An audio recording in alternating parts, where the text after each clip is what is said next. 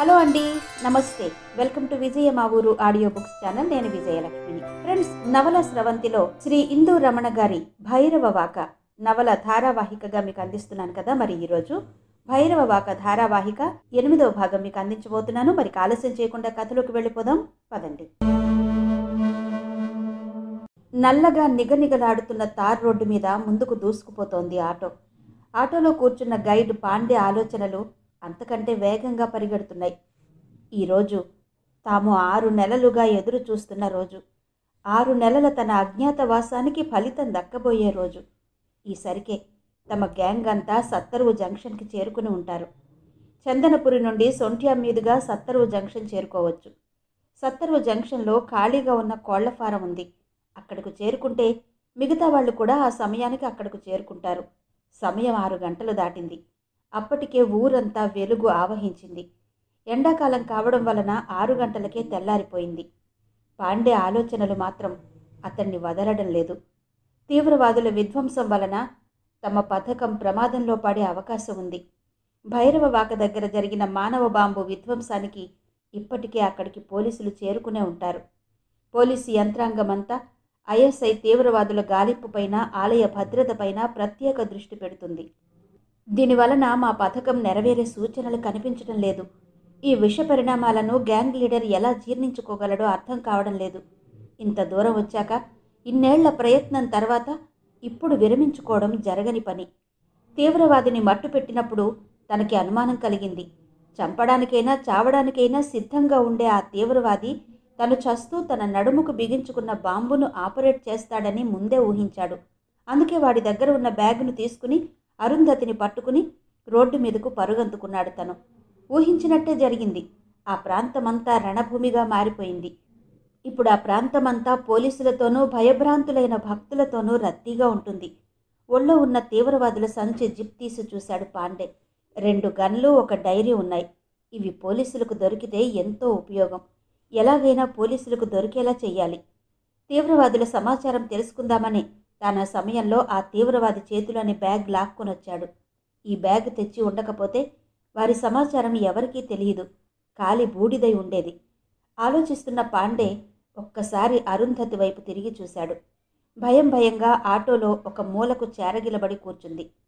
పాపం, బాగా భయపడిపోయింది. తన విశ్వరూపం చూసి జడుసుకునుంటుంది. తన మీద లేనిపోని అపోహలు కలగకుండా చూడాలి. అలా అనుకుంటూనే, అరుంధతి, ఏం అలా ఉన్నావు అని పలకరిస్తూనే చిన్నగా నవ్వుతూ ఆమె బొగ్గల మీద ముద్దు పెట్టుకున్నాడు.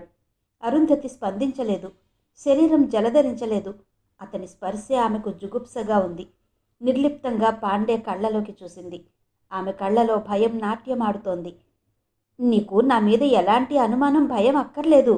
నేను ఆ క్షణంలో ఆ తీవ్రవాదిని చంపి ఉండకపోతే పాపం అమాయకులైన ఎంతోమంది భక్తులు కాలి బూడిదై ఉండేవారు.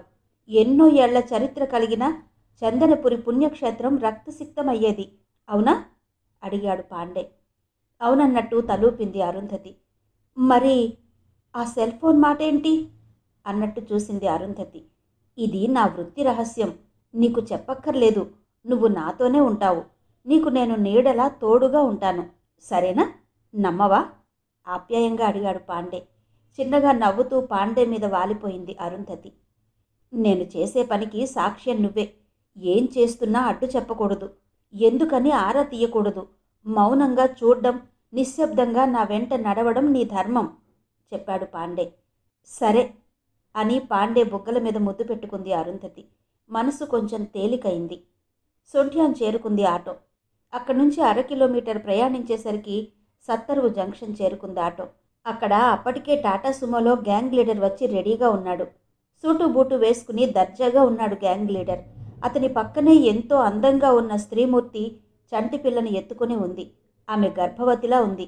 తల నిండుగా చీర చెంగు ముసుగు వేసుకుని ఉంది. వారితో పాటు ఎవరో 2 యువకులున్నారు. ఆటోని టాటా సుమోకి కొద్ది దూరంలో ఆపి ఇద్దరూ దిగిపోయారు. ఆటో కుర్రాడికి డబ్బులిచ్చి పంపించేశాడు పాండే. అరుంధతిని అక్కడే నిలబడమని టాటా సుమో దగ్గరకు వెళ్ళాడు గైడ్ పాండే. ఆమె ఎవరు? గద్దించాడు గ్యాంగ్ లీడర్. నిన్నటి నుంచి వాళ్లతోనే ఉన్నాను, ఒరియా కుటుంబంలోని పని మనిషి, చెప్పాడు పాండే. ఎందుకు తీసుకువచ్చావు? గ్యాంగ్ లీడర్ అడిగాడు. మన రహస్యాలన్నీ ఆమెకు తెలిసిపోయాయి. అందుకని చెప్పాడు పాండే. దాని మీద మోజుతో కాదా? గ్యాంగ్ లీడర్ పక్కనే ఎంతో హుందాగా దర్జాగా నిలబడ్డ స్త్రీ ఒక్కసారే గయ్యిమంది. అప్పుడు చూశాడామెని పాండే. ఆమె ఎవరో కాదు, మోనిష. చింపిరి జుట్టుతో నల్లగా, చూడ్డానికి భయంకరంగా ఇన్నాళ్ళు చందనపురిలో తిరిగిన మోనిష. ఈమె ఒక్కరేనా అనే అనుమానం ఎవరికైనా కలుగుతుంది. అంత అందంగా తయారైంది మోనిష. చంకలో ఉన్న పసిపాప ఎవరు? ఉదయం రామయ్యమ్మ చెప్పింది. తాము ఉదయం బయలుదేరినప్పుడు తల్లి పక్కనే ఆదమరిచి నిద్రపోతున్న పసిపాపను ఎవరో పిచ్చిది ఎత్తుకుపోయింది అన్నారు. ఆ పాప తల్లిదండ్రులు తనకింకా గుర్తే. అయితే ఆ పసిపాపని మోనిష ఎత్తుకొచ్చేసిందని తను ముందే ఊహించాడు. మోనిష, షటప్, నీకనవసరం, అంతే కర్కశంగా అన్నాడు పాండే. మిస్టర్ పాండే, తన అన్నదాంట్లో తప్పేముంది? ఇప్పుడు మనం వెళుతున్న పనికి ఆమె మన కాళ్లకు బంధం కాదా? అడిగాడు లీడర్. జరిగిన విషయం మీకు తెలిస్తే నేను చేసింది తప్పనరు అంటూ భైరవవాక దగ్గర జరిగిందంతా పూసగుచ్చినట్టు చెప్పాడు పాండే. బాప్రే, ఇప్పుడెలా? అయోమయంగా అన్నాడు గ్యాంగ్ లీడర్.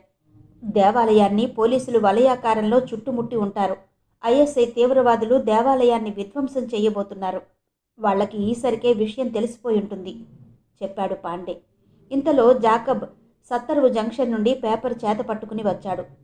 బాస్, కొంప మునిగింది, ఇదిగో పేపర్ చూడండి అంటూ లీడర్ చేతికి పేపర్ అందించాడు జాకబ్. వారణాసిలో ఐఎస్ఐ తీవ్రవాదుల ఘాతుకం, పలుచోట్ల మానవ బాంబులు, కారు బాంబుల పేలుళ్లు, చాలామంది భక్తుల దుర్మరణం అంటూ పేపర్లో ప్రతి పేజీలోనూ కాశీ పుణ్యక్షేత్రంలో జరిగిన విధ్వంసం గురించే రాసి ఉంది. ఆంధ్రప్రదేశ్లోని హిందూ దేవాలయాలన్నింటికీ పోలీస్ బందోబస్తు ఏర్పాటు చేస్తున్నట్టు హోంమంత్రి ప్రకటన. పేపర్ చూశారందరూ. ఎవ్వరికీ నోట మాట రావడం లేదు. గ్యాంగ్ లీడర్ ముందుగా తేరుకుని, రండి లోపల కూర్చుందాం, ఏం చేయాలో ఆలోచిద్దాం అంటూ ఎవరూ కాపలా లేని కోళ్ల ఫారం షెడ్డులోకి దారి తీశారు. మనల్ని ఎవరైనా గమనిస్తున్నారేమో అడిగాడు పాండే. మూతపడ్డ కోళ్ల ఫారం చూడ్డానికి వచ్చామనుకుంటారు. మనం ఇక్కడ ఉండేది 10 నిమిషాలే కదా అన్నాడు లీడర్. ఇద్దరు యువకులు టాటా సుమో దగ్గరే ఉండిపోయారు. పాండే, జాకబ్, మోనిషా గ్యాంగ్ లీడర్ని ఫాలో అయ్యారు. పాండే, నువ్వు ఆ అమ్మాయిని తీసుకుని భార్యాభర్తల్లా దేవాలయం అంతా తిరగండి. రెండో తీవ్రవాదిని గుర్తించి ఎలాగైనా దేవాలయంలో విధ్వంసం జరగకుండా చూడండి. ఎట్టి పరిస్థితుల్లోనూ మధ్యాహ్నంలోగా మీరు ఆ తీవ్రవాదిని ట్రేస్అవుట్ చేయాలి. మిమ్మల్ని ఎవరూ గుర్తుపట్టకుండా జాగ్రత్తగా ఉండండి. ఎందుకంటే నువ్వు 6 నెలలు ఈ ప్రాంతంలో తిరిగావు. నిన్నెవరు చూసినా గుర్తిస్తారు చెప్పాడు గ్యాంగ్ లీడర్. అలాగే సార్ అన్నాడు పాండే.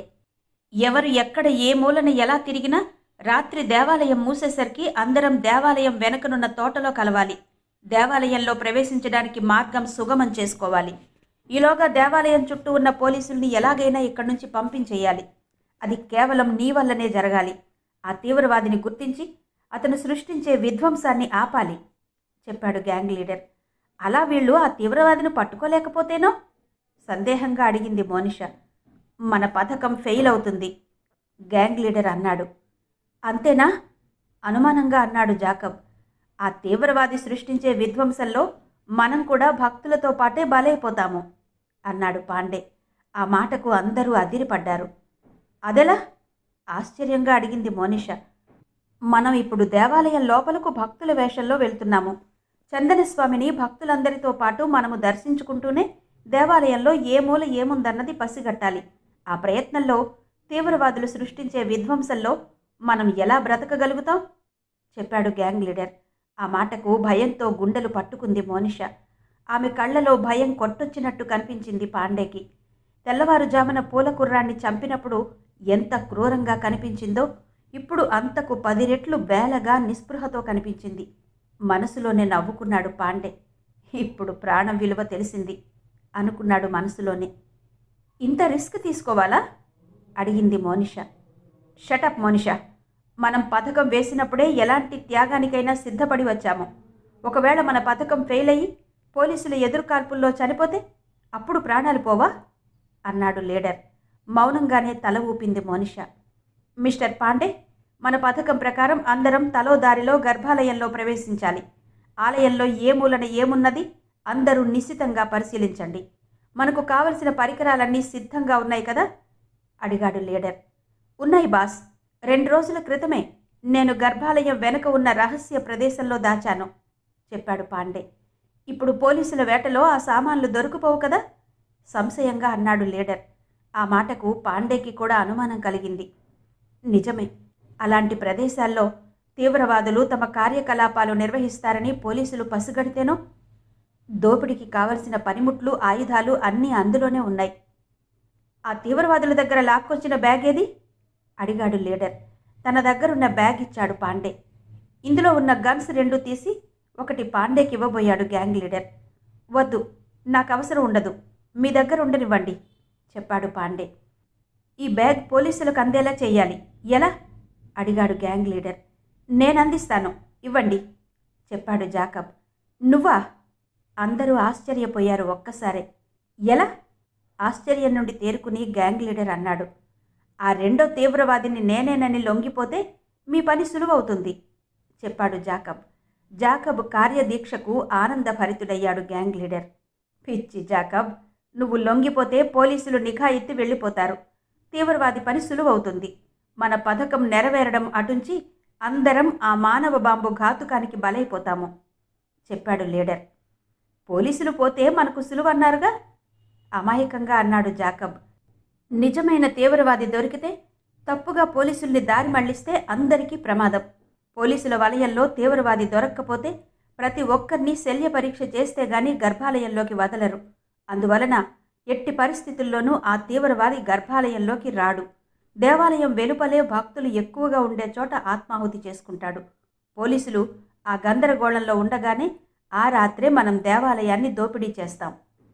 తన మనసులోని మాట చెప్పాడు గ్యాంగ్ లీడర్. అతని అమోఘమైన ఆలోచనకు అందరూ ఆశ్చర్యపోయారు. అందుకే అతను గ్యాంగ్ లీడర్ అయ్యాడు. అయితే ఒక్కటే సమస్య, మనం గర్భాలయంలో ప్రవేశించేలోగా మన పక్కనే ఆ తీవ్రవాది ఆత్మాహుతి చేసుకుంటే మన అడ్రస్సే గల్లంతవుతుంది. అది మన అదృష్టం మీద ఆధారపడి ఉంటుంది. అందుకే ఈలోగా పాండే ఆ తీవ్రవాదిని గుర్తించి క్యూ లైన్లోనే పట్టుకోవాలి. ఎలాగోలా మట్టు పెట్టాలి చెప్పాడు గ్యాంగ్ లీడర్.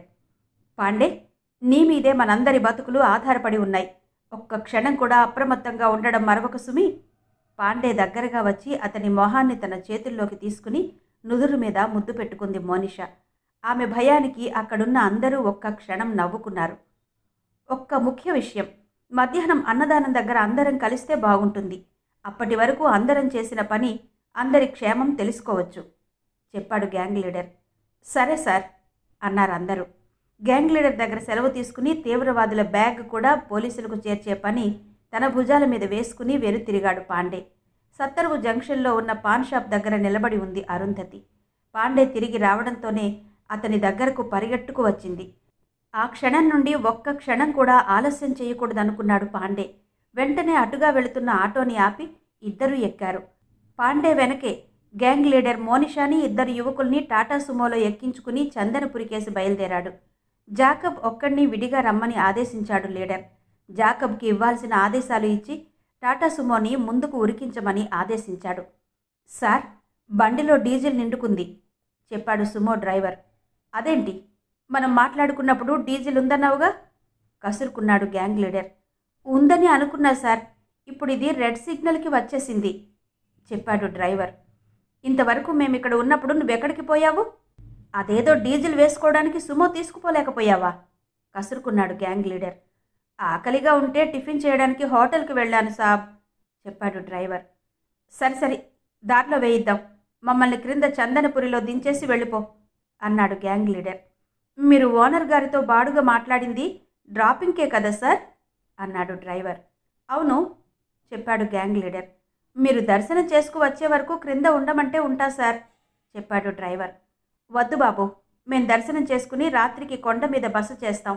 మర్నాడు ఎప్పుడు బయలుదేరతామో మాకే తెలీదు చెప్పాడు లీడర్. సరే సార్ అంటూ సుమోని తారాజువలా ముందు కురికించాడు డ్రైవర్. సుమో స్పీడ్గా వెళుతున్న ప్రయాణం శుతిమెత్తగా అనిపిస్తోంది లోపలందరికీ. 5 నిమిషాల్లో పాండే, పనిపిల్ల, అరుంధతి ఉన్న ఆటోని చేరుకుంది సుమో. సొంఠ్యాన్ నుండి చందనపురికి వెళ్లే మార్గంలో వెళ్తే 5 కిలోమీటర్ల దూరం ఉంటుంది. అయితే పాండే ఎక్కిన ఆటో సొంఠ్యాన్ నుండి నేరుగా పెందుర్తి రూట్లో వెళ్ళిపోతోంది. పెందుర్తి రూట్లో వెళుతున్న ఆటోను చూసి ఆశ్చర్యపోయాడు గ్యాంగ్ లీడర్. ఇన్నాళ్ళు ఈ ప్రాంతంలో గైడ్గా మారువేషంలో తిరిగిన పాండే దగ్గర దారేదో దూరం ఏదో గుర్తించలేదా? కావాలనే పెందుర్తి వైపు వెళ్తున్నారా? పెందుర్తి నుండి మళ్ళీ గోపాలపురం వచ్చి గోపాలపురం నుండి మళ్ళా 6 కిలోమీటర్లు ప్రయాణిస్తే గాని చందనపురి చేరుకోరు. ఎందుకలా వెళ్తున్నాడు? సమయం వృధా కాదా? గ్యాంగ్ లీడర్ ఆలోచిస్తున్న సమయంలోనే సుమోని భైరవవాక దారిలో చందనపురి కేసు ఉరికించాడు డ్రైవర్. పాండే వాళ్లది ఒక దారి, గ్యాంగ్ లీడర్ వాళ్లది ఒక దారి అయింది. తీవ్రవాదిని ఎంత తొందరగా పట్టుకుంటే అంత మంచిదని చెప్తే ఇంకా ఆలస్యం చేస్తున్నాడేంటి? కొంపదీసి అతనితో ఉన్న అమ్మాయి అందుకు అంగీకరించక పాండేని ఎటైనా లాక్కుపోతోందా?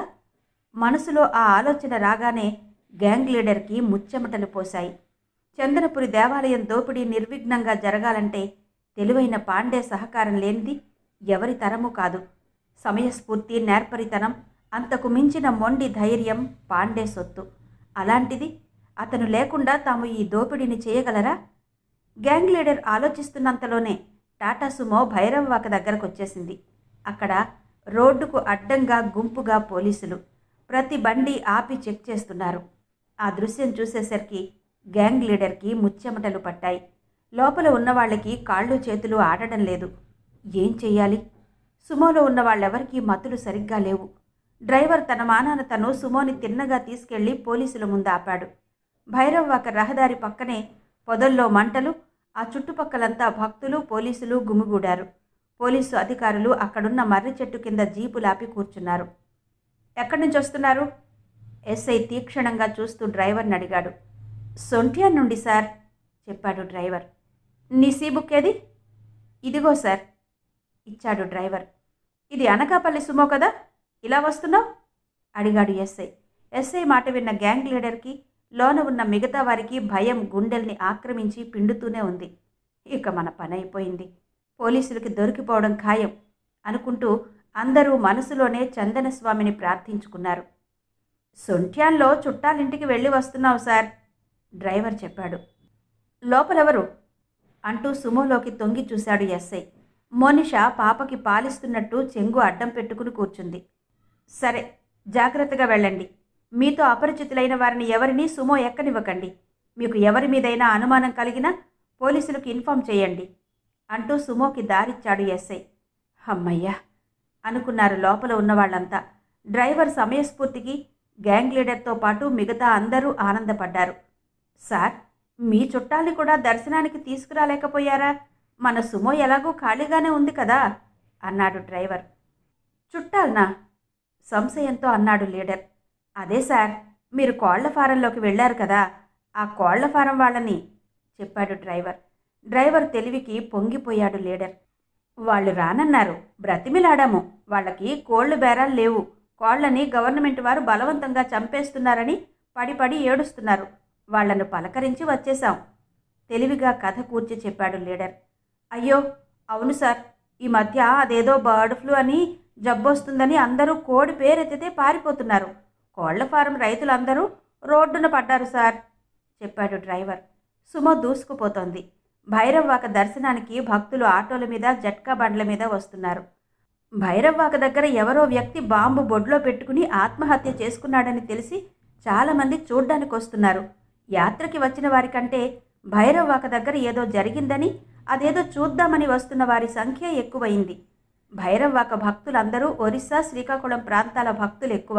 అంతా పల్లె జనం.